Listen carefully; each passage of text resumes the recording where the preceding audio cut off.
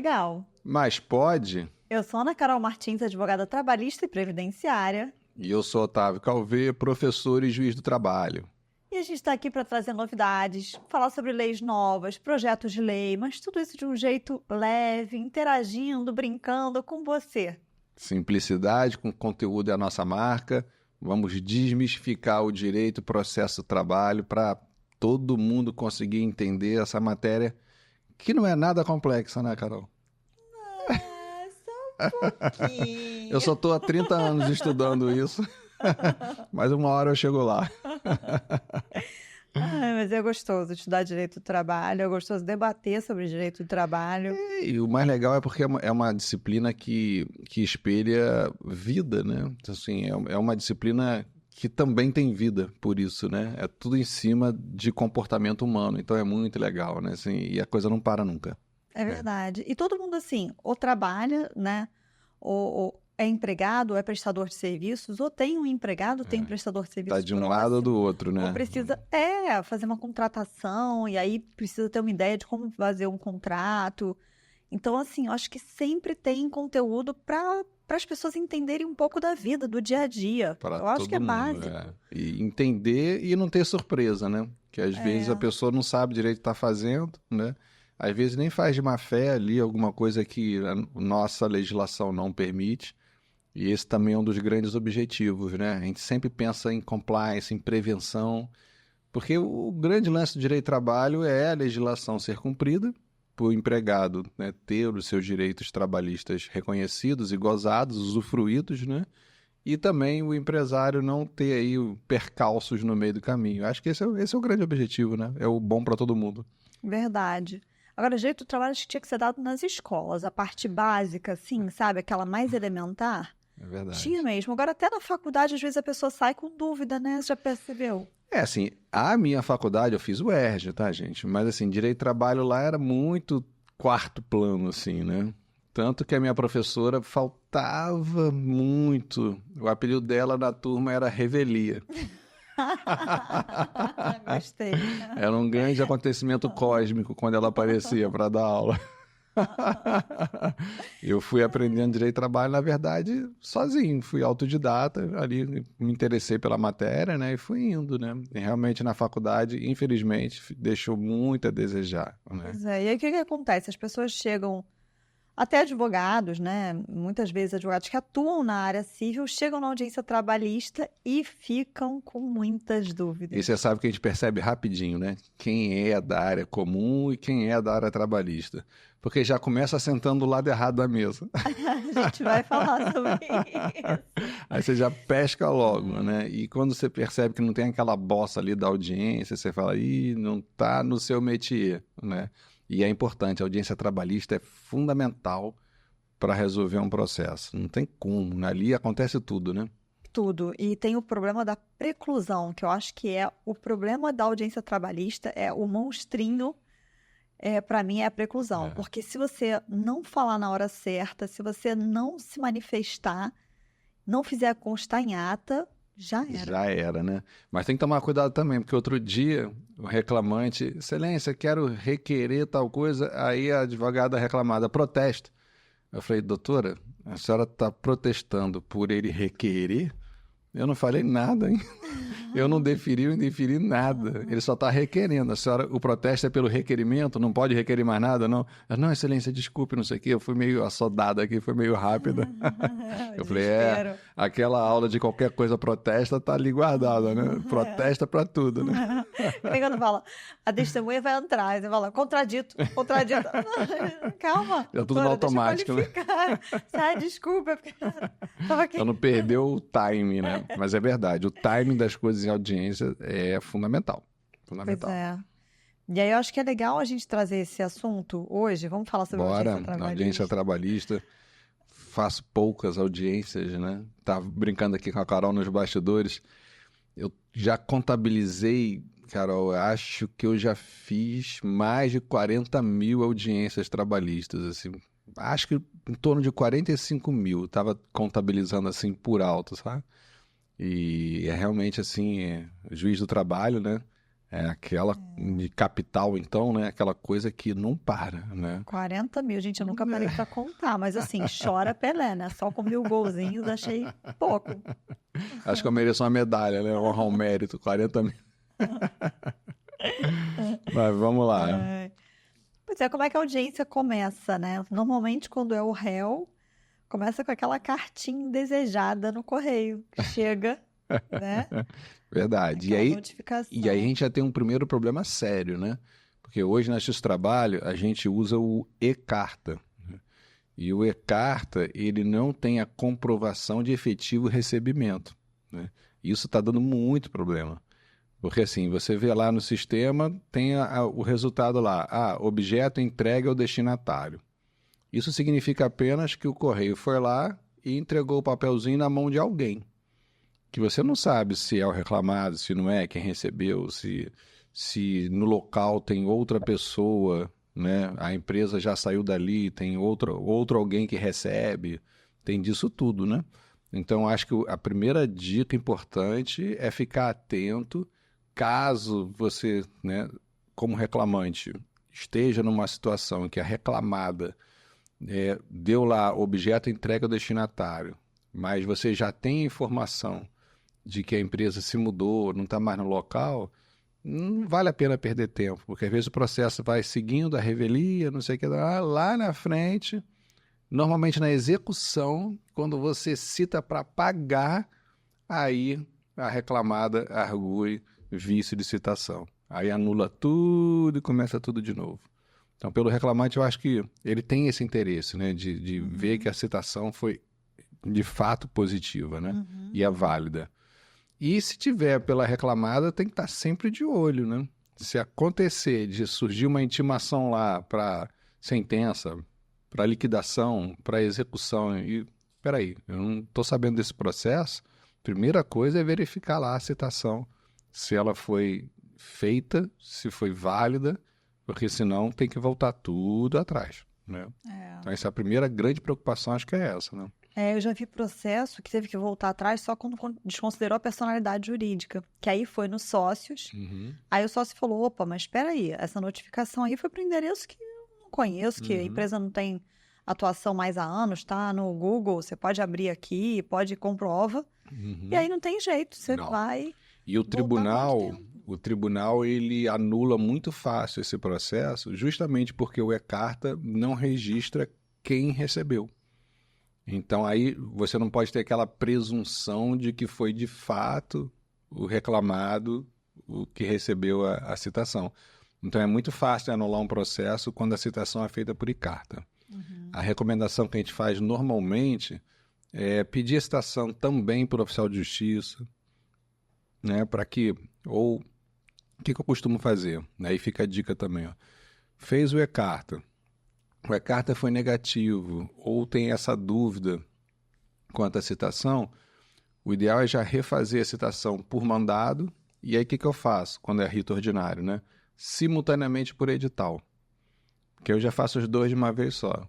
Se o oficial de justiça for lá e certificar que a empresa está em local incerto e não sabido, eu já fiz o edital também. Quer dizer, já mandei a carta, já fiz o oficial de justiça e já fiz o edital. Costuma funcionar bem, sabe? E você ganha tempo, né? Porque senão faz o oficial de justiça, aí marca a audiência. Aí adia de novo para fazer edital, né? E isso os meses vão passando, né? Então eu costumo adotar esse expediente, já economiza bastante tempo. Tá, bacana. Agora, tem muita gente também, uma outra situação que eu acho muito comum é que as pessoas não leem o que vai na notificação. E aí, como cada vara adota também um procedimento diferente sobre aí Não, isso é loucura, né? O processo de trabalho é de ordem pública e cada vara tem o seu procedimento. Cada juiz tem o seu entendimento de como é o procedimento trabalhista. É uma loucura isso, né? E isso não acaba, né? Assim, isso desde sempre e vai continuar. Então, de fato, né? Você tem que saber onde você está pisando. Tem que ler. Recebeu uma notificação, o seu cliente recebeu uma notificação na empresa, enfim, você vai ler ela de ponta a ponta, não vai deixar passar uma linha para ter certeza de que está cumprindo tudo o que está sendo exigido ali, até porque muitas vezes pode acontecer de ver ali uma antecipação de tutela, e aí tem um prazo de 5 dias para você falar, se manifestar. Verdade. E aí, assim, perder prazo não pode, né? É um abraço, Não né? pode, O não é legal, silêncio, não pode. silêncio é a concordância, né? Que às vezes eu faço isso, eu já marco a audiência, já cito para a audiência e dando prazo para manifestações sobre uma tutela requerida, uma liminar, alguma coisa assim. E realmente, às vezes, passa batido, não fala nada, aí a chance da parte autora conseguir a tutela é muito maior, né? Claro. Então, realmente, tem que ficar atento ali, ver que tipo de audiência foi marcada, né? Se é audiência inicial fracionada, se é audiência una, né? Se é audiência de instrução, né? E olhar ali quais são as regras que o juiz tá entendendo que são cabíveis, né? Porque se você for mal preparado para o tipo de audiência, você vai ter uma surpresinha lá na frente, né? Se for inicial, conciliação, né? É mais tranquilo, né? Mas se você pegar uma notificação para uma audiência una ou para uma audiência já de instrução e não prestar atenção nisso, não levar testemunha, não preparar o cliente para poder falar, né? O preposto, o reclamante também, aí é complicado, porque é fundamental essa preparação. Porque às vezes você vai dar uma explicação que a pessoa, muitas vezes pessoas humildes, que não entendem o que está sendo falado ali. Aí vai perguntar, você tem alguma coisa contra a empresa? Eu quero que a justiça seja feita. Eu quero que... Sim, testemunha é muito comum isso, né? Por isso, assim, normalmente quando você pensa assim, você tem algum interesse que o reclamante ganhe? Aí às vezes a testemunha fala, tenho sim. Muito juiz vai parar aí, já vai acolher a contradita, né? Acabou, né? Mas aí eu sempre pergunto, mas por que você tem interesse? Ah, não, porque eu vi ele lá sofrendo, não sei o quê, eu quero que a justiça seja feita. Já mudou, o interesse é pela justiça, não é para que um ou outro ganhe ou perca, né? Então é importante fazer esses alertas, né? Lembrando sempre que não ultrapassando o limite, óbvio, né? De preparar a testemunha no sentido de dizer o que o testemunha é parte, né? O que tem que falar para o juiz, pelo amor de Deus. Outro dia vazou um áudio aí de audiência, você viu essa, não? Não. Nossa, viralizou aí no WhatsApp.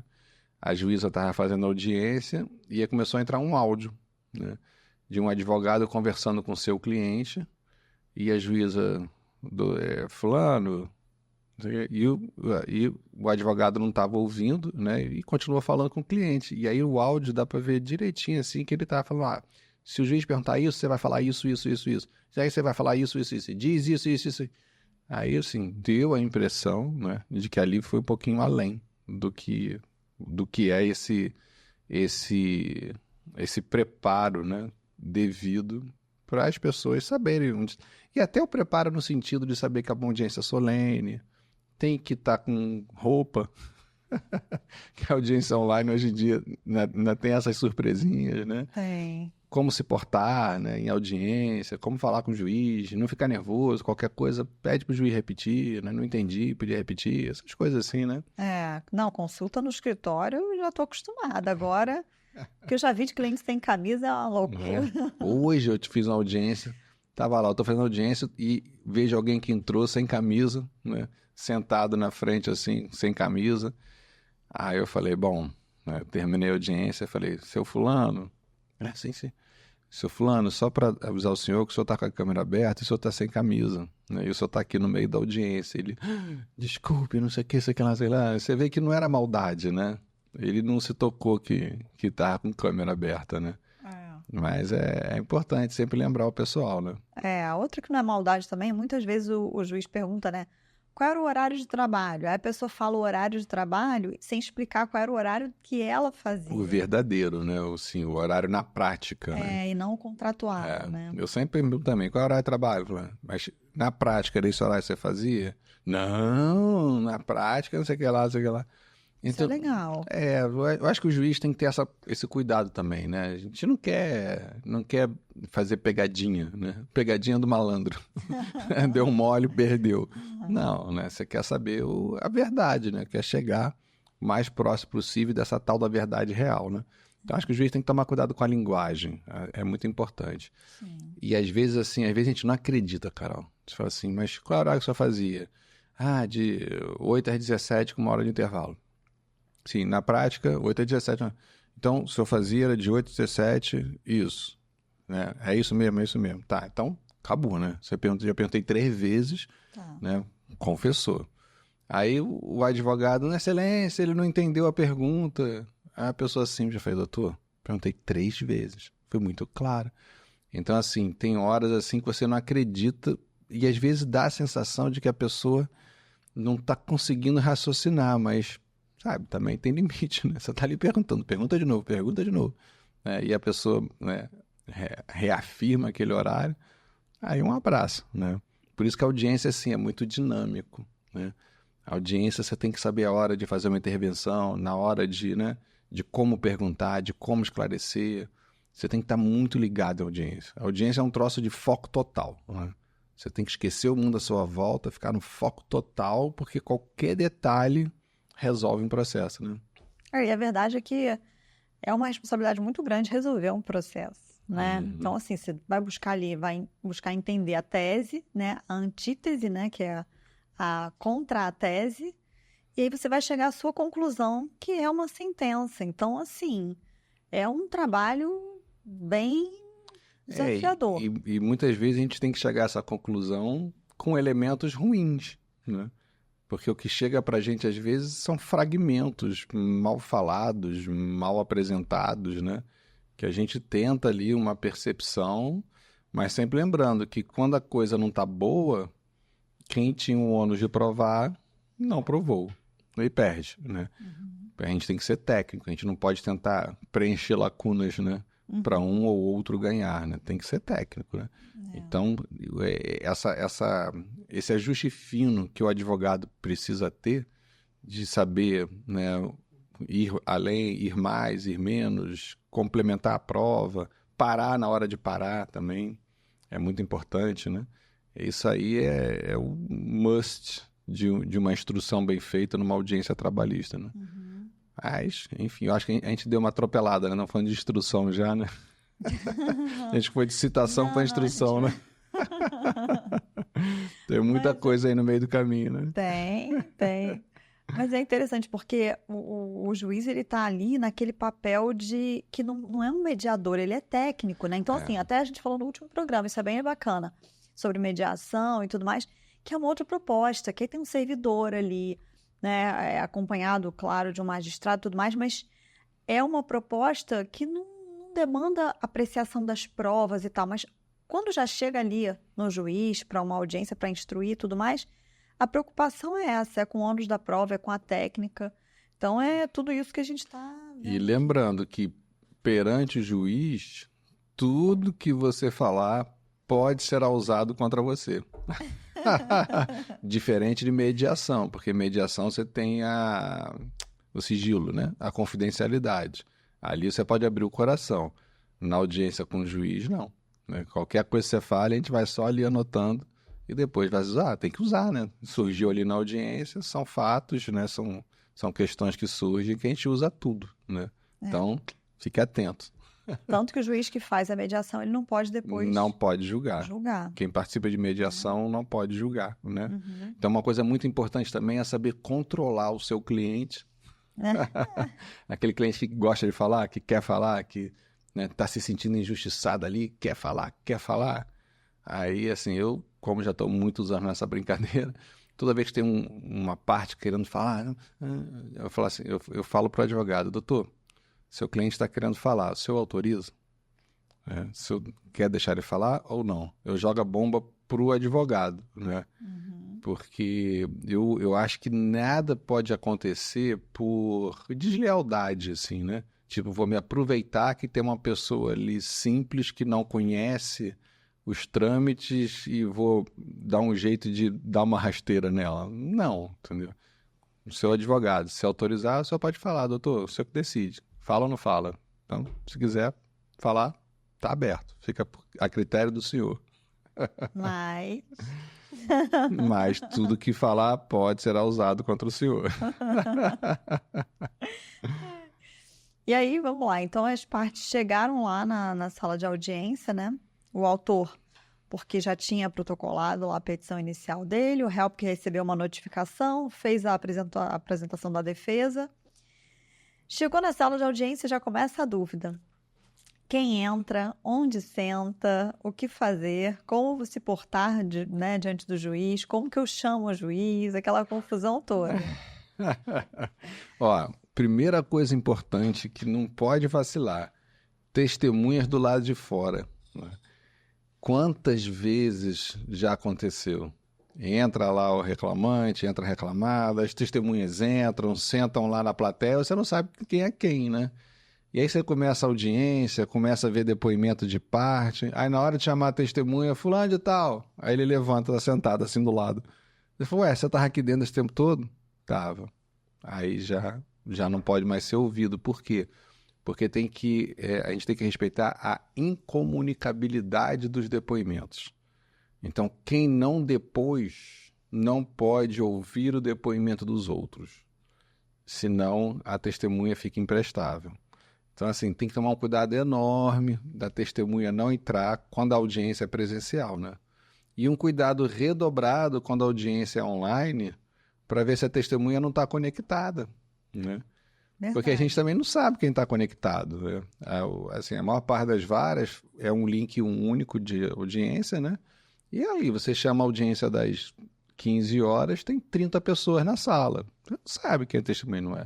Aí é a mesma coisa, na hora de chamar a testemunha já está lá na sala, acabou, né? Quebrou a incomunicabilidade e testemunha imprestável. E aí, numa dessas, você perde um processo. Verdade. E sabe um cuidado que os advogados têm que ter? De avisar para os reclamados, olha, não mostre para a testemunha o processo, porque isso daí é muito comum. Né? Eu vou ver com ele, eu vou mostrar para ele o que estão falando de mim, o que falaram, o que aconteceu, Porque, assim, senão também contaminou a testemunha, né? Contamina. E, assim, dá para perceber quando a testemunha está preparada, sabe? Porque, assim, não é natural que o depoimento seja exatamente igual ao que está sendo alegado, né? O que bata, assim, a correspondência seja exata, né, entre o que se alegou e o que a testemunha está depondo. A gente desconfia, né? Porque, assim, se eu te perguntar o que você almoçou semana passada, você não vai lembrar. E aí você pergunta uma testemunha, mas o senhor lembra que dia que ele começou a trabalhar? Lembro. 3 de dezembro de 1977. Aí eu falei assim, como é que você guardou? Você tem uma obsessão com reclamante? Tem alguma coisa, uma paranoia com ele? Porque assim, não é normal, né? Outra coisa também que é muito comum, Carol, você pergunta assim, o senhor trabalhou com reclamante? Trabalhei com ele de segunda a sexta, de 8 às 20, sábado de 8 às 18, 2 sábados por mês, sem folga nos domingos, com 20 minutos de intervalo. Aí você registra isso tudo, né? Você bota lá, isso é experiência de vida. Quando despeja assim, é porque tá preparado, né? Tá com tudo decorado ali para fazer. Preparado e ansioso, né? E ansioso, né? Tá ali, tá tentando não esquecer. Aí larga tudo, né? Aí já mostra ali toda uma tendência, né? Então é muito importante, assim, eu acho que o advogado, ele tem que conversar com a testemunha para saber o que aquela pessoa pode trazer para o processo. Agora, jamais dizer o que ela tem que falar, jamais mostrar os autos para ela decorar ali as coisas, porque a gente acaba pegando também lá na frente, né? Sim, e às vezes oficial AB, é feio. Sim, aí as consequências vão aumentando, né? Crime de falso testemunho, né? Então, assim, é uma coisa séria, né? Que a gente tem que fazer de forma correta, né? E se não bastasse isso, é um absurdo a gente condenar alguém ou indeferir o pedido de alguém com base em mentira, né? Isso é uma falência da sociedade, né? Então, está nas nossas mãos. A gente que opera o sistema judicial, né? A gente tem que ter essa ética aí, porque é um absurdo, né? Você ajudar a produzir um resultado injusto, né? Não é legal, não pode. Então, chamou a audiência, seja no pregão, aquele presencial com microfoninho, seja no virtual, a audiência vai começar, as partes têm que estar presentes. Então, primeira coisa, as partes não podem se atrasar, né? Para o juiz já existe uma tolerância aí de 15 minutos, mas para as partes não, né? Na verdade, as partes têm que estar presentes. Então, claro que existe até alguns juízes até dão uma tolerância de 10 minutos ou 5, A dependendo gente da costuma pauta. dar uns minutinhos ali, né? Mas a rigor não tem, né? Eu já vi processo ser anulado pelo tribunal porque o juiz não esperou nada, né?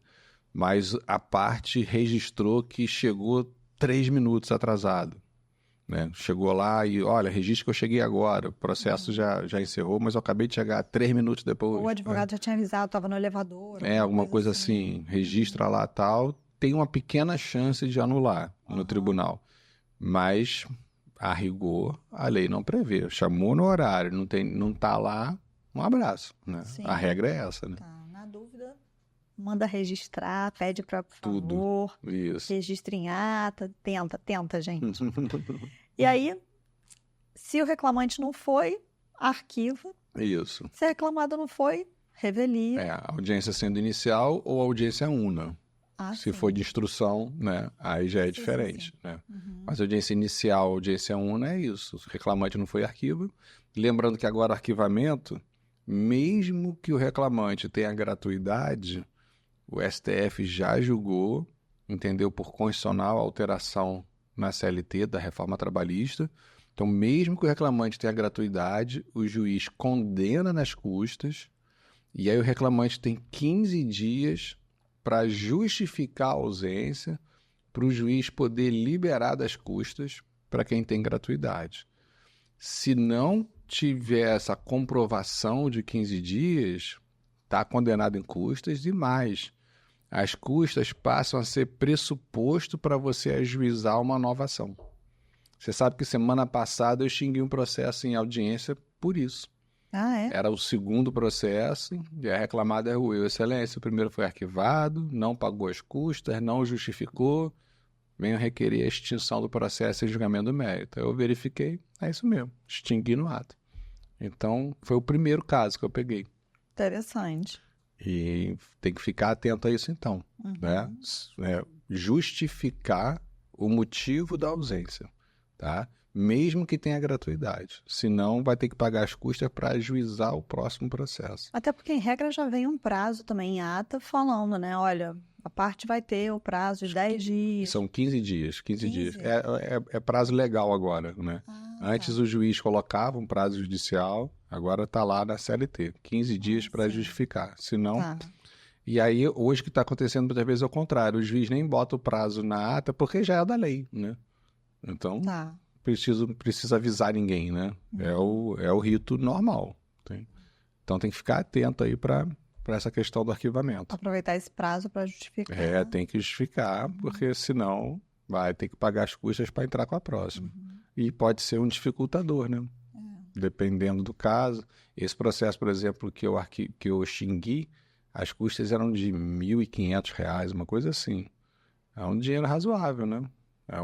Pode ser um mês de salário aí, né? Sim. Então pode pesar. Tá. Mas todo mundo tá lá, as partes entram, sentam, testemunhas ficam do lado de fora. Antes disso, é bom lembrar também, Carol, porque se a reclamada não estiver presente, é revelia, né? Mas a CLT também mudou na reforma trabalhista quanto a isso, né? Se o advogado estiver presente da reclamada, com a contestação, aí o juiz tem que receber a contestação, ou seja, receber toda a documentação, o que, para a maior parte aí dos doutrinadores, iguala o processo de trabalho ao processo civil nessa matéria, né? Revelia não seria mais a ausência da parte, seria a ausência de defesa. Então, se o advogado estiver portando a defesa, não teria mais a revelia. Aí a questão toda é, se a parte não está presente e for caso de ouvir depoimento da parte, aí a ausência de quem foi intimado para depor, aí gera pena de confissão. Então essa foi uma alteração muito importante. O advogado presente com defesa, o juiz tem que receber a defesa e os documentos. E às vezes resolve o processo, né? Sim. Às vezes a questão é só documental, matéria de direito. Sim, então, às vezes, você mata ali mesmo, só com isso, né? Bem importante isso. Tá. E aí, assim, digamos que ali fosse nosso juiz, eu seria Reclamante. Eu tô do lado esquerdo do peito. E eu reclamado do lado direito do juiz que ficaria ali, né? Vocês sabem que tem uma lei que agora exige que o juiz não fique mais em cima de tablado, né? Também foi uma leizinha que, na prática, eu ainda não vi, assim, dar problema. Mas, a rigor, hoje, o juiz tem que ficar na mesma altura de todos. Interessante, né? Eu acho assim, é legal tal, mas vai ser muito difícil para poder ver as pessoas, né? Que a gente ali na mesma altura fica com dificuldade ali de acompanhar as coisas, né? Mas tá lá, tem uma leizinha agora aí, falando isso. Tá, bom saber. A novidade é sempre importante. Quiser que aquela quizumba na audiência, né? Aquela confusão, me recuso a fazer audiência com Vossa Excelência aí em cima desse palanque. O senhor não é melhor do que ninguém. Desce do tablado. Desce do tablado, desce do tablado. Mas essa é a primeira dica para saber se o advogado está acostumado a fazer audiência na trabalhista ou não. Porque na civil é o contrário. É o contrário. Né? É super comum, né? Chegar um advogado civilista e sentar do lado errado. Muito comum. E você sabe que também tem um caso que é verídico, tá? Que o juiz fez o pregão. Aí o que aconteceu? O reclamante faltou, mas a reclamada estava presente. Só que a reclamada sentou do lado esquerdo. E aí o juiz achou que era o reclamante. Aí o que o juiz fez? Deu presença para o reclamante, revelia para a reclamada. Só que quem estava na audiência era a empresa. Até explicar. Isso é com você que aconteceu? Não, graças a Deus não. Se fosse, eu não iria confessar, mas... Nunca saberemos. Mas aconteceu. E aí foi a revelia. Aí depois o advogado atravessou a petição, explicou que era ele, porque tinha registrado os nomes, né? Então conseguiu mostrar que não era o reclamante e tal, mas foi uma, né? Foi difícil. Foi um susto. Caramba. E aí, o que pode acontecer nesse momento? O juiz está lá, viu quem são, né? Reclamante, reclamado, partes, enfim. Aí é aquele momento da suspeição e impedimento, que é raro, mas pode acontecer, né? De ser um parente, de ser... Porque, né, o juiz não está livre, gente. Ele está ali sem saber qual é a próxima audiência. De repente, ele dá uma olhada ali, olha e fala, caramba, peraí. Né? Seja porque eu já fiz uma mediação com vocês, né? Eu não posso continuar nesse processo, vou sentenciar. Acontece, às vezes você não sabe ali, vai um advogado que, né, é seu amigo pessoal, tal, você não sabe, né? Aí você, na hora ali, ou o juiz dá para suspeito, ou alguém argui a suspeição, ou eventual impedimento, né? É raro, não é muito comum. Até porque a gente já sabe, né? Assim, então, por exemplo, lá na vara, eu já coloco no sistema todos as minhas suspeições e impedimentos, né? Então, já os processos que eu já tenho a suspeição e impedimento para os advogados, tal, já nem entram para mim mais, entendeu? Então, isso facilita bastante via sistema, né? Mas, volta e meia, acontece, né? Às vezes, você tem uma situação também, sei lá, você está em litígio com um banco. Tem um banco te fazendo uma cobrança indevida e você está lá discutindo com o banco na justiça comum. Enquanto você tiver esse litígio, você não pode atuar em processos do banco, né? Porque qual é a ideia do código? É evitar que o juiz tenha aquela tentação de usar a posição dele para se favorecer lá no litígio próprio, né? Então, esse tipo de coisa, às vezes, também pinta assim, aí você já se dá logo por suspeito e já resolve, né? Aí, depois, superado isso, aquele clássico... Aquela pergunta básica. Proposta de acordo, doutores? Aqui no Rio de Janeiro tem acordo. É verdade, tem que puxar bem. Tem acordo. Quando eu fugi no Paraná, o pessoal me zoava muito com isso, que eu começava a audiência assim, tem acordo. Né? Aí os advogados já foram me conhecendo e falaram, excelência, eu tenho acordo, mas vai ser 12 mil. Que a gente fala 12, né? Mas é a tentativa de conciliação, a primeira, né? Que é obrigatória, a gente fazer logo a tentativa de conciliação. E aí entram todas aquelas técnicas, né? De conversação, de negociação, que a gente até falou em episódio já que a gente gravou, né? Sobre mediação, conciliação, que é muito importante, né? Eu acho que é uma é uma competência muito importante do juiz e do advogado, né? Tá apto ali para fazer o acordo, que requer paciência, né? Às vezes você, para construir o acordo ali, você tem que ter parece que eu, às vezes como juiz, eu penso assim, poxa, parece que eu sou o único interessado em resolver isso aqui amigavelmente, né? As partes ali não conseguem se comunicar, né? Muitas vezes é uma questão mais emocional, de desabafo, aquela necessidade do que propriamente financeira, né? E é uma das técnicas, né? Deixa falar, né? Aí a pessoa às vezes desabafa e fecha o acordo. Só queria ter essa coisa da dignidade, né? Da honra ali, de colocar para fora. Eu me lembro que uma vez também, lá no iníciozinho da carreira, 97, fazendo uma audiência de boia fria, que aconteceu? Tinha uma discussão lá, uma diferençazinha, a gente foi conversando acordo. Bom, propostas finais. Reclamante queria R$ 75, a reclamada pagava 70. E o acordo não saía. Ninguém abria mão desses R$ 5. Não tinha nada a ver com dinheiro ali, né? Ali é só uma questão mesmo de quem vai ser o último a dar o braço a torcer, né? Mas quando chegou nesse ponto, aí eu pensei em toda a faculdade que eu fiz em 5 anos, em tudo que eu estudei para o concurso. Eu falei, eu não vou ficar aqui por causa de R$ 5, né? Me deu vontade de tirar do bolso e botar os R$ 5. Mas isso eu não faço não, porque eu tive um colega titular que fez isso, né? E a parte pegou o dinheiro. Então tá, eu aceito.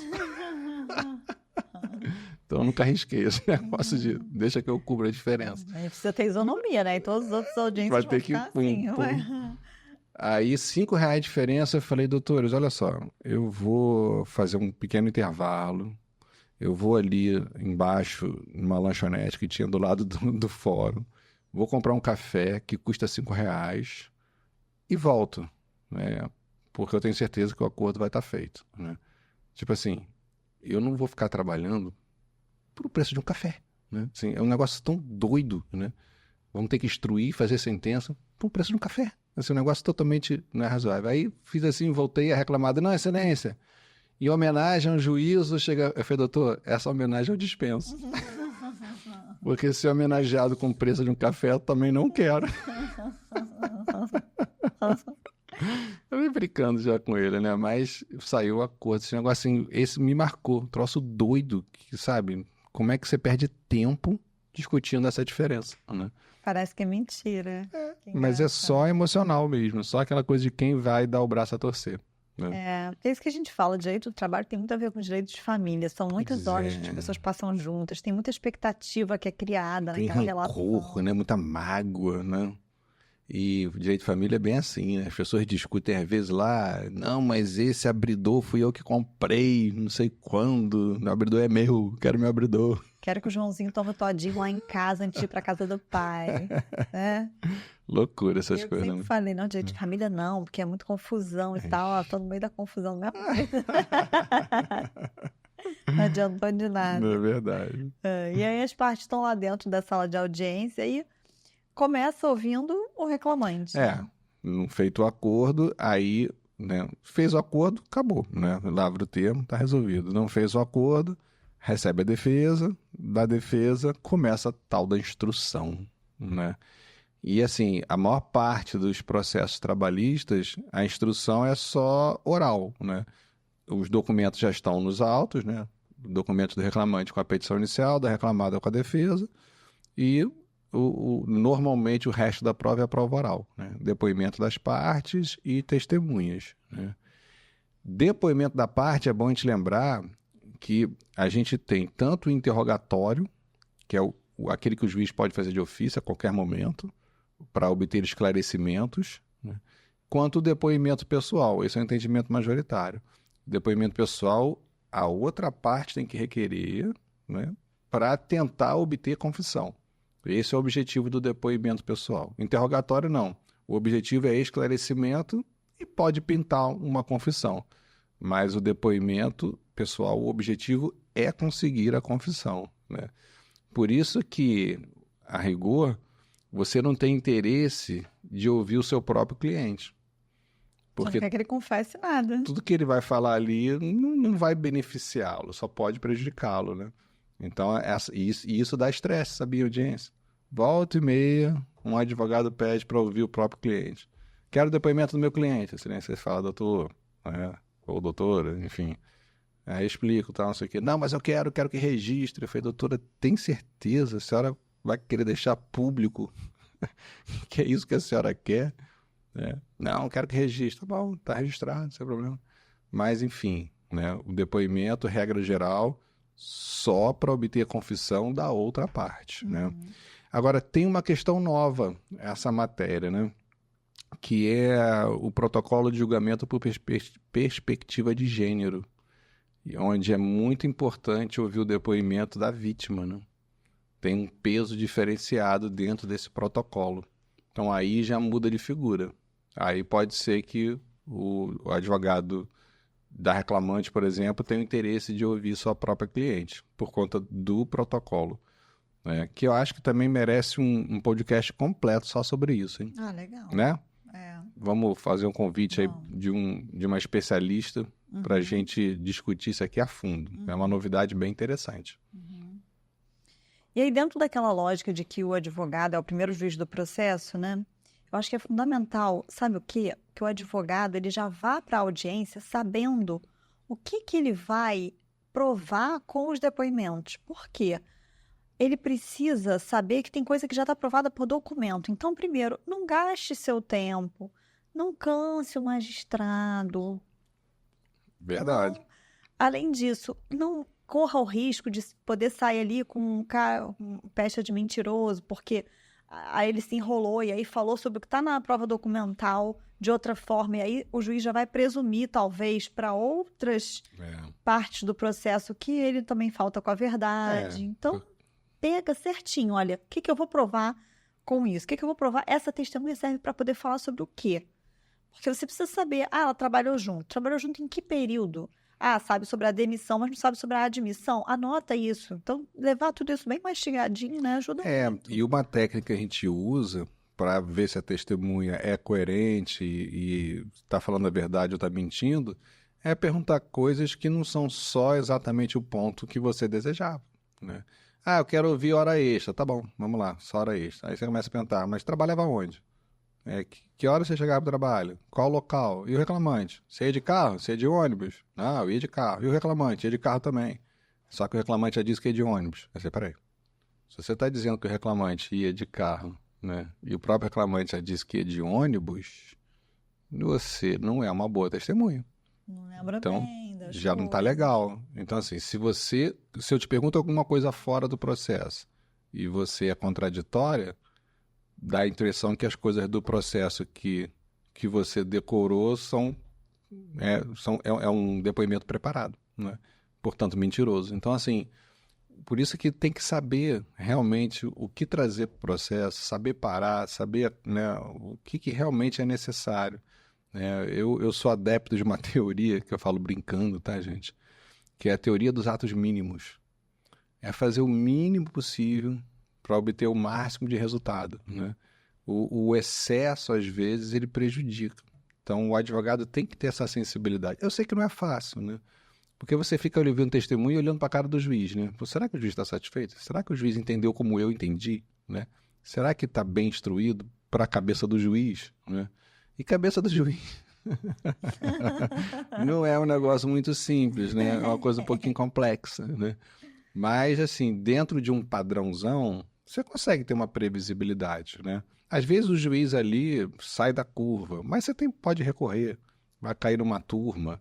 Às vezes a turma também sai da curva, mas, assim, entre mortos e feridos, você consegue ali mais ou menos, né? Você tem uma boa margem de segurança de qual é o resultado provável de um processo depois que você faz a instrução, né? Você já tem mais ou menos ali o caminhar da coisa, né? Uhum. Aí houve reclamante, escuta reclamada. E aí, talvez, quem sabe de repente... Confissões resolvidas, acabou o processo. Mas normalmente você vai para as testemunhas, né? E é a mesma coisa, primeiro reclamante, depois reclamada, né? Sendo que pode haver inversão da ordem, o próprio código permite isso, e normalmente a gente inverte a ordem quando a distribuição do ônus da prova justifica, né? Por exemplo, o reclamante é que tem que provar, né? Ou, sei lá. E aí, em vez de você... Não, eu peguei, não, para ficar mais fácil. A reclamada tem que provar alguma coisa. Se não provar, perdeu. Aí você já ouve direto a prova dela. Porque aí você já não provou, acabou. Não precisa fazer mais nada, né? Você ganha tempo, né? Então, o juiz pode fazer essa inversão. Sabe uma coisa que é interessante? A CLT fala que pode haver consulta breves anotações. Isso é super delicado, né? Porque o que são breves anotações? O que que... Ó, na praxe, é melhor não consultar nada. né? No máximo, carteira de trabalho. E mesmo assim, pedindo para o juiz. Excelência, posso olhar aqui na carteira? Porque assim, eu já peguei isso, Carol. A testemunha, né, toda hora olhando assim, era audiência presencial. Aí eu perguntava, a testemunha olhava para baixo, respondia. Olhava para baixo, respondia. Eu falei, tá esquisito isso. Eu falei, fulano, levanta aí. Quando ele levantou, ele tinha colocado uma folha de papel fazendo cola. Tava tudo lá escrito, a cola dele. Aí eu mandei ele levantar, peguei a folha de papel, né, registrei tudo em ata que tinha acontecido e, obviamente, desqualifiquei a testemunha, né? Testemunha não falseando a verdade ali, com tudo preparado, desconsiderei a testemunha. A cola. E a gente tem pego isso muito em videoconferência. E às vezes eu peguei um caso que era o preposto. Mas como que você pega? Então, tem algumas técnicas. Não aprendam isso. Tirem as testemunhas da sala. Por exemplo, a testemunha você pergunta e você vê que ela sempre olha em outra direção. Olha para baixo, olha para um lado. Aí eu falei, fulano, o que você está olhando aí? Aí mostra a câmera, não sei o que lá. Aí você vê que está com papel ali. Outro dia eu peguei um preposto que eu perguntava, quando que a amante foi contratada aí? Eu falei, o que você está fazendo aí? Não, excelência, estou olhando aqui no sistema. Dançou, confissão, entendeu? Tudo que eu perguntava, olha lá, e a função dele? Eu falei, caramba, o cara tá olhando no sistema. E de fato, né? Esse eu achei que não era nem maldade. Eu também não. Eu acho que ele, assim, achou que era assim, a forma mais fácil de falar tudo pro juiz, sabe? Certinho. Vou falar sem erro. Mas tomou ele uma confissão, não tem jeito, né? Tava colando também, né? Ou então, já teve caso de outra pessoa na sala, passando informação, já teve caso disso. Ouve, né? Aí, às vezes, você ouve lá fala isso, fala aquilo. E aí teve uma audiência que eu parei, que o advogado, excelência, soprar a resposta para ele.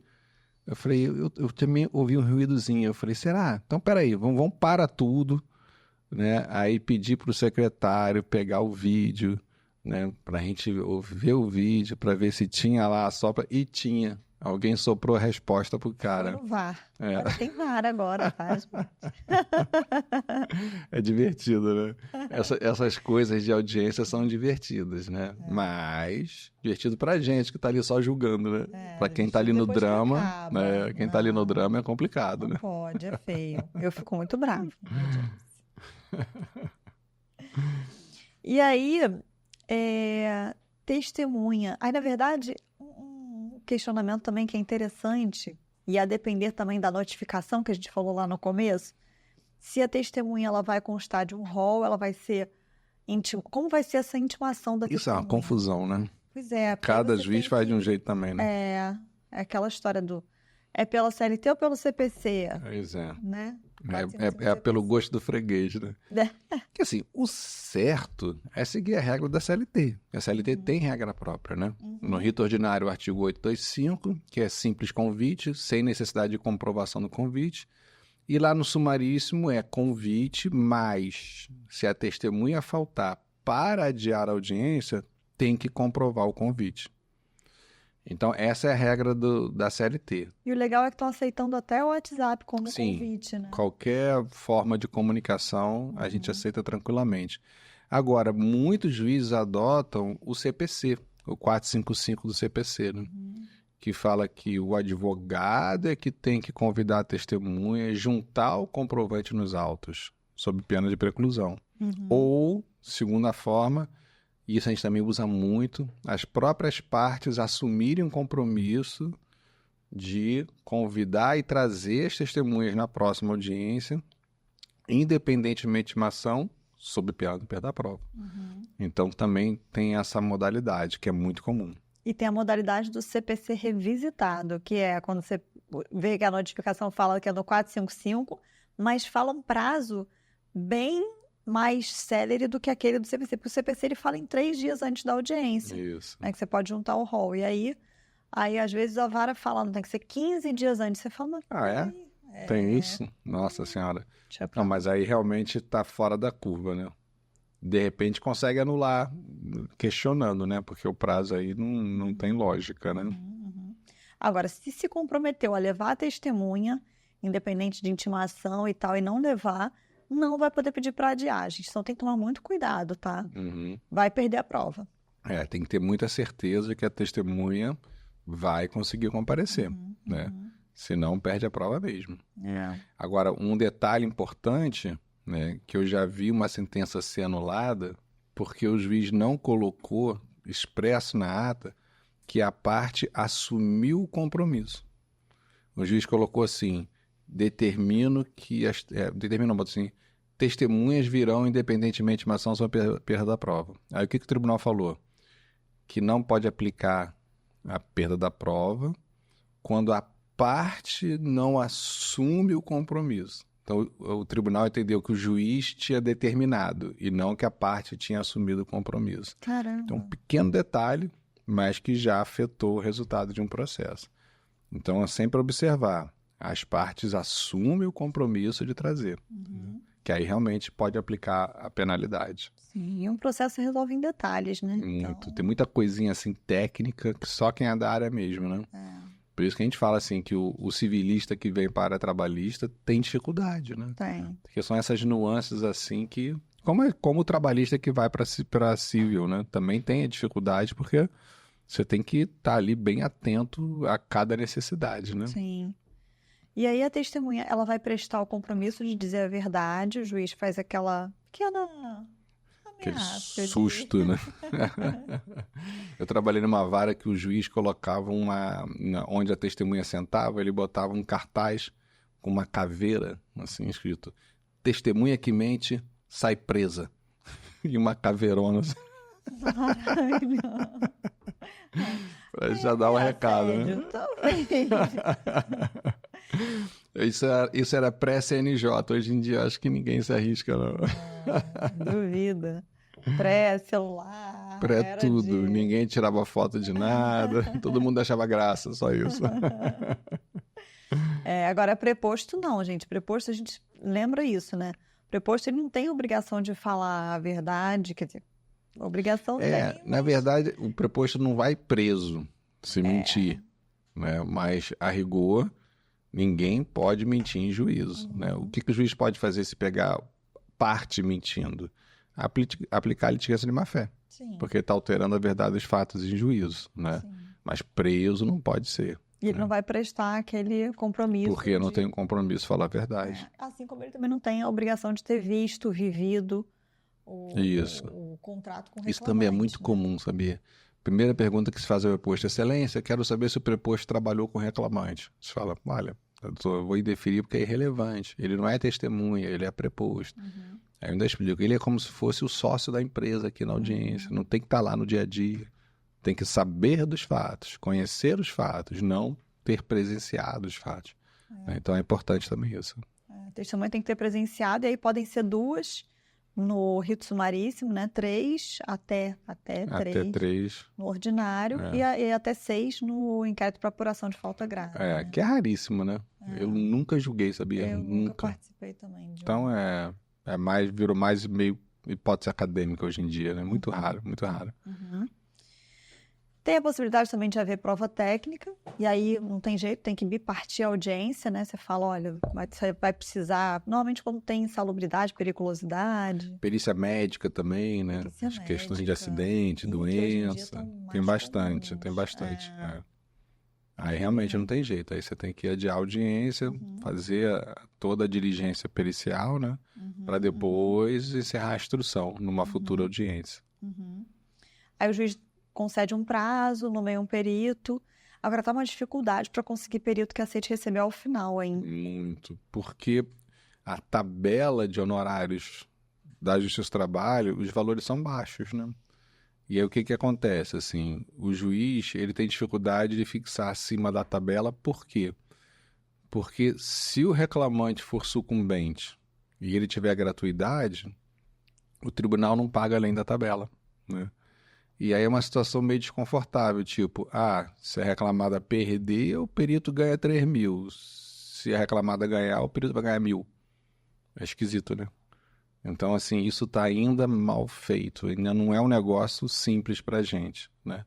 Deveria ter aí acho que um aumento dos valores, né? Porque para a tabela, por exemplo, um perito médico é muito difícil de a gente conseguir pelos valores de tabela. Pois é, mas aí o processo fica atravancado naquele ponto. Eu tenho processo mais de ano, com mais de 10 peritos nomeados e todo mundo não aceita o encargo. E aí fica aquele negócio rodando, até que você consegue um. Aí você fala, oba, aí você começa a mandar todas as perícias para ele. Aí ele faz 1, faz 2, faz 3, quando ele cai na real, ele para de aceitar também. Então é sempre um ponto complexo. Eu acho que uma solução seria o tribunal ter setor de perícias, né? Seria legal. Sim, um perito público, né? Com certeza. Seria bem bacana. Ter servidores que fossem preparados que pudesse fazer essas diligências, né? Eu acho. Isso é algo que há anos se fala nisso, né? E nunca foi para frente também, nunca aconteceu de fato, né? Mas seria bem legal. Até para a advocacia fazer, né? Eu imagino que ia atolar o setor, né? Assim, imagina a quantidade. Até desafogar. Pelo menos você sabe que consegue fazer, né? Eu acho que seria legal sim, mas aí são políticas institucionais, né? Sim. Tem que criar o cargo, tem que ter lei, né? Também não é tão simples assim, mas é um pleito bacana. Sim, sem dúvida.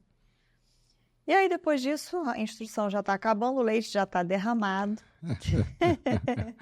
Quando encerra a instrução, aí o advogado também tem que pensar o seguinte: o que o juiz vai fazer, né? Porque assim, quando você é um advogado também experiente, você já saca como é que vai resolver, como é que vai terminar o processo, né? Você já viu se a prova foi boa, se foi ruim, se o seu cliente vai ganhar, vai perder, né? E aí, nesse momento, é o momento sandálias da humildade. Eu queria 200, mas não ficou legal. Então, vamos aceitar 10, vamos aceitar 15, entendeu? Às vezes a pessoa insiste ali numa ideia de expectativa, né? Que se frustra, né? E aí eu acho que vale a pena, nesse momento, também o advogado se preparar para fazer as razões finais orais. A gente até comentou já sobre isso, que é muito importante o advogado não deixar para outro momento, porque se coloca em outro momento as razões finais, o advogado vai esquecer o que aconteceu de importante naquela audiência. E o advogado ele pode fazer anotações, diferente das partes que ficam ali um pouco mais vinculadas à verdade e tudo mais. O advogado tem ali naquele momento a oportunidade de ir anotando para no final ele falar, olha, os pontos mais importantes, você quer lançar a luz, botar aquele lumicolor, né? Falar assim, olha, excelência, deixa eu registrar aqui as razões finais orais. Em vez de fazer aquelas razões finais orais ou remissivas que ninguém fala nada, ou pedir prazo para o juiz, que aí o juiz dá, né, 10 dias. Dá 10, 15 dias, aí vem memoriais, aí às vezes vem um calhamaço de memoriais. Você tem que pensar o seguinte, ó, num juiz de capital, como aqui no Rio de Janeiro, bota aí umas 15, 20 sentenças por semana. E aí você calcula quantas folhas tem cada processo. Bota aí 200. Então você multiplica 15, 20 por 200, a quantidade de coisa que a gente tem que ler, né? Para poder ali entender o que está acontecendo. Então assim, quanto menos pesar, melhor, né? E razões finais não é o momento de você repetir tudo aquilo que você já falou no processo. É muito comum ver razões finais repetindo toda a petição inicial, repetindo toda a defesa, né? Não adianta, já está lá, né? Acho que lá nos primeiros episódios, né, a gente falou sobre isso. Tem que ser direto ao ponto, de preferência oral, ali rapidinho na audiência. Excelência, é só isso, ponto. Entendeu? Porque isso, de fato, faz com que o juiz vá direto também a esse ponto, né? E outra coisa que é muito legal é o seguinte, eu, por exemplo, adoro fazer sentença na mesma semana, no máximo na semana seguinte. Porque quando eu abro o processo para julgar, eu lembro de tudo. Eu lembro do rosto das pessoas. Agora, passou 15, 20, aí já foram mais 100 audiências. Aí fica difícil você lembrar, entendeu? Lógico, você vai ler tudo de novo, mas não é tão bom quanto aquela clareza, né, da mesma semana. Todo mundo perde um pouco dos detalhes que aconteceram naquela audiência, né? Aí tem a segunda proposta conciliatória. Depois das razões finais. Depois das razões finais, aí é o momento de ver se alguém vai dar o braço a torcer, ou vai começar... E é um momento importante para fazer acordo, mas não tem essa tradição cultural, não. O pessoal não. Porque o que acontece, né? Ou as pessoas apostam depois num recurso, ou também que a parte que viu que a instrução foi muito boa para ela se empodera, né? Então, assim, não tem muito essa tradição cultural de fazer acordo depois da instrução. A não ser quando realmente o negócio ficou ali muito, sabe? Ruim para alguém. Aí joga lá embaixo ou joga lá em cima, né? E faz o acordo. E aí vem o clássico latim, sine die para sentença. Eu já vi chamar de sine die, como se fosse vai para a morte, né? E a sentença o juiz pode até fazer na audiência também, né? Mas não é muito usual, porque toma muito tempo, né? São dois fatores que para mim sempre foram relevantes para não fazer no ato, né? Toma muito tempo e muita energia negativa, né? Tá ali bom. O cara, você fica condenando, isso aqui, ou então indeferindo, indefiro isso, indefiro aquilo, o cara ali te olhando, é horrível, né? Eu já passei por isso, é muito ruim, né? E aí as pessoas saem, todo mundo constrangido, todo mundo um clima horroroso. Tem que tampar um umbigo. Não é? Ou então te pego lá fora. Te pego lá fora, juiz. Então, assim, não curto, não. Então, é melhor sempre, né, deixar para fazer em gabinete, né? É mais tranquilo. Eu só vi, assim, de sair sentença na hora, quando foi anotação de carteira, ou coisa boba, assim, oficiar, pedir para oficial, INSS para fazer constar. Né? E aí, sim, a anotação de carteira, a vara vai proceder à anotação da baixa, a empresa não existe mais, aí é revelia e aquela coisa bem... Tem um colega aqui no Rio que ele fazia todas as sentenças, todas as audiências, depois ele fazia a sentença no ato. Então ele começava a fazer a audiência às 9 da manhã, terminava 17, 18 horas e fazia todo mundo ficar o dia inteiro esperando. Então, assim, tipo, a audiência que era para começar às 11 da manhã, começava às 4 da tarde, porque cada audiência ele fazia a sentença toda, e todo mundo lá esperando. E ele tinha chave de tribunal para fechar as portas. Baixava lá aquela grade. Bem complicado. Então, assim, eu acho que não... assim, o processo de trabalho moderno, né, ele dificilmente se adequa a isso, porque as ações são muito mais complexas do que no passado, né? Então, hoje você tem, assim, situações que são várias testemunhas, vários depoimentos, 20 pedidos, 30 pedidos. Então, você tem que sentar com calma, destrinchando aquilo tudo, né? É difícil você fazer ali na hora, não é muito legal. Você acha que melhorou com a reforma, assim, de não ter mais aquele pedido de dano moral? Carol, para ser muito sincero, tinha melhorado. Mas depois que o Supremo derrubou os honorários de sucumbência para quem tem gratuidade, mudou de novo. Assim, a gente percebe que não é que tenha muita ação aventureira. Eu acho que é mais um inchaço das ações, sabe? É tipo assim, já que eu vou pedir hora extra, pedir também aquela equiparação salarial. Então, e aquele acúmulo de função? Tipo assim, arrisca-se mais, né? Não estou nem dizendo que a pessoa não tem o direito, mas arrisca-se mais. Eu não sei se eu vou conseguir provar ou não, mas pede. Vai que tem uma revelia, vai que tem alguém falta audiência, tem uma confissão, não custa nada pedir, entendeu? E eu acho que é o reflexo dessa decisão do Supremo. Eu sempre falei assim, desde que a reforma trabalhista saiu, eu sempre fui a favor de honorários sucumbenciais, né, de um controle de gratuidade, porque eu acho assim, que todo mundo tem que ter acesso à justiça com responsabilidade. Porque assim, para pensar, se coloca no lado de quem está sendo acusado, né? A pessoa entra um processo contra você, digamos que seja tudo mentira. Aí você tem que contratar um advogado, tem que ir para a audiência, tem que ganhar o processo e eventualmente vai ter que recorrer, né? Tem que levar um empregado, disponibilizar ele. Para um dia inteiro, no mínimo um dia, se for uma audiência só, às vezes são várias audiências. Enfim, aí você ganha, você não é condenado. E você perdeu, porque você gastou dinheiro com o advogado, você gastou seu tempo, e isso não volta, né? Então, assim, tem uma circunstância aí que eu acho que a gente tem que equacionar melhor, sabe? É arrumar um jeito da parte que busca o judiciário ter o acesso, mas fazer isso de uma forma consequente, né? Uma forma que não prejudique o outro, né? O que está faltando nessa equação é você ter livre acesso sem prejudicar o outro, né? Eu acho que a gente tem que melhorar essa equação aí de alguma forma. Alguma fórmula tem que se achar para isso. Já existe uma previsão de cooperação processual, né? O CPC já veio com essa orientação para que todo mundo coopere, para ter um resultado justo, para ter um resultado mais célere, mas nem sempre. Não, infelizmente. E assim, é um mito também que existe gratuidade.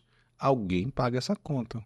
Na pior das hipóteses, é dinheiro público, né? Claro. Que é o dinheiro de todos nós. Porque né? sim, porque você está ali com o Estado, os servidores estão ali, o tempo deles sendo demandado para, muitas vezes, para nada. Tem gente que defende que o custo da justiça, do trabalho, é maior do que os valores que os reclamantes conseguem receber nas ações. Então tem gente que defende a ideia de que seria mais barato para todo mundo pagar direto. A União pagar, né? Em vez de ter uma justiça para condenar. Loucura, né? Mas óbvio que esse argumento econômico, ele não pode prevalecer porque serviço de justiça é algo fundamental para a sobrevivência de uma sociedade. Então, ainda que seja caro, né, a gente tem que buscar baratear, mas não pode nunca perder esse serviço, né? Porque isso diz respeito à cidadania, à civilidade, né? A harmonia da sociedade e tal. Então, o argumento econômico não é o predominante, mas é importante, né? Para a gente botar o pé no chão.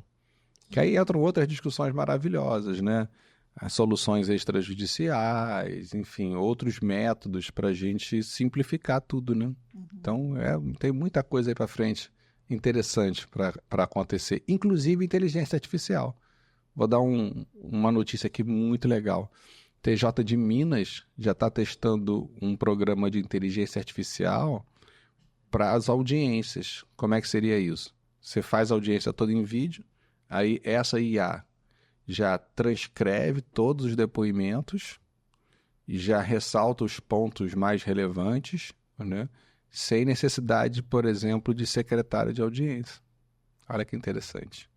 Né? Então, as coisas vão evoluindo. Isso é redução de custo, né?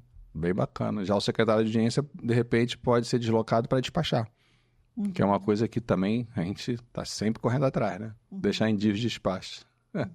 Acho que tudo que for para poder deixar o processo mais rápido. Sim, e mais barato para todos, né? Barato, importante, né? Muito. São bilhões aí por ano, né? O Brasil é um dos países, acho que é o país que o custo judiciário relativamente ao PIB é o mais alto do mundo. Caramba. É um dos judiciários mais caros do mundo. Então, a gente tem que pensar nisso tudo, né? Para todos nós. Porque o judiciário rápido, eficaz, é legal e pode. E deve, como sempre. Então, gente, quem quiser seguir as nossas redes, é sempre o mesmo @, né? @legal mais pode, sem acento e tudo junto. Isso. E quem quiser me seguir nas redes pessoais, @Otávio Calvet, tudo junto, com temudo no final. E eu sou Ana Carol da S. Martins. E nós juntos, tá parecendo dupla caipira. E nós juntos somos... É legal, mas legal, mas pode. Valeu, gente. Até a próxima.